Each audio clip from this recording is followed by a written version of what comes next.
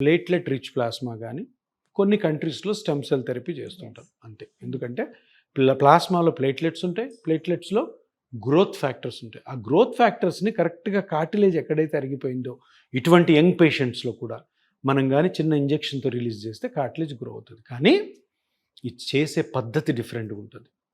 ఇష్టం వచ్చినట్టు మనం బ్లడ్ తీసుకొని ఎక్కడంటే అక్కడ మోకాల్లో వేస్తే కార్టిలేజ్ డెవలప్ అవుతుంది. లేదు ఏ నొప్పి ఉన్నా కానీ అన్ని జబ్బులకు ఒకటే మాత్ర అన్నట్టు పిఆర్పిని ఎక్కడ పడితే అక్కడ వేస్తే అది రికవరీ అవుతుంది అని కూడా అపోహ.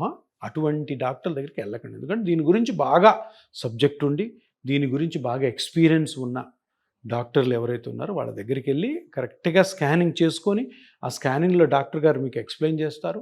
ఆ ఎక్స్ప్లెయిన్ చేసిన తర్వాత అది ఎక్కడైతే కార్టిలేజ్ జరిగిందో అక్కడ ఈ ఇంజెక్షన్ చేయడం ద్వారా మీ బ్లడ్లో తీసిన గ్రోత్ ఫ్యాక్టర్స్ చాలా మంచి రికవరీ ఉంటుంది.